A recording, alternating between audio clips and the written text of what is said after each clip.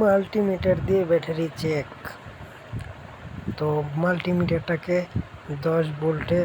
10 DC voltage select করে তারপর ব্যাটারির কানেক্টরের যেই পজিটিভ লাইন আছে বা ঘুরায় লাগাইলেও হবে, কিন্তু ঘুরায় লাগাইলে কি হবে যে মাল্টিমিটারের যে কাঁটাটা আছে ওইটা নিচে যাবে, আর যদি প্লাসে প্লাস বা মাইনাসে মাইনাস লাগানো হয় তখন কাঁটাটা মাঝামাঝি আসবে যদি পুরোপুরি ভোল্টেজ থাকে ব্যাটারিতে।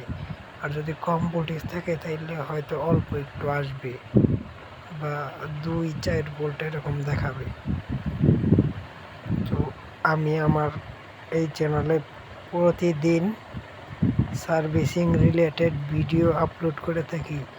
যদি আমার চ্যানেলে নতুন হয়ে থাকেন অবশ্যই লাইক, কমেন্ট, শেয়ার এবং সাবস্ক্রাইব করবেন, যাতে করে নতুন নতুন ভিডিও দিলে সবার আগে আপনার কাছে পৌঁছে যায়।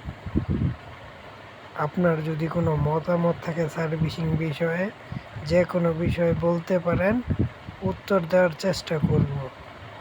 কারণ সার্ভিসিং রিলেটেড কাজ করি, তো সার্ভিসিং বিষয়ে যে কোনো প্রশ্ন করতে পারেন।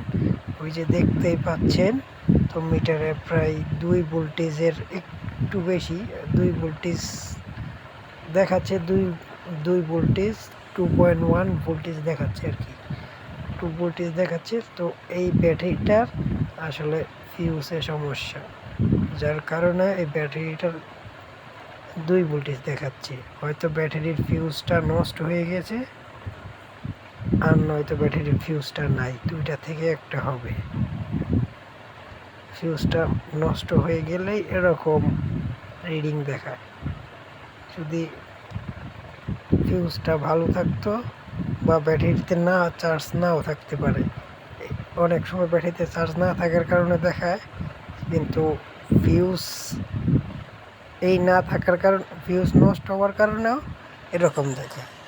তো আসলে এটা ব্যাটারিটা চার্জে লাগিয়ে দেখছি, চার্জে অনেকক্ষণ লাগানো ছিল, তো চার্জে লাগানো থাকা অবস্থায়ও ব্যাটারি এর বেশি ওঠে না।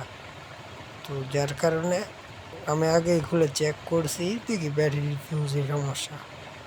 তো ব্যাটারির ফিউজটা রিপ্লেস করে সুন্দর মতো জাম্পার করে দিই। সুন্দর মতো জাম্পার করে দিলেই ব্যাটারিটা আবার আগের মতো তরতাজা হয়ে যাবে, আবার ফোনে চলবে, ফোন কোনো প্রকার রিস্টার্ট সমস্যা দিবে না। তো আপনারা যারা আমার প্রতিনিয়ত ভিডিও দেখেন, তো তাদেরকে অসংখ্য ধন্যবাদ। কারণ আপনারা যদি আমার ভিডিও না দেখতেন তাহলে আমার এতগুলা ভিউ, প্রতিদিনে এতগুলা ভিউ আসতো না।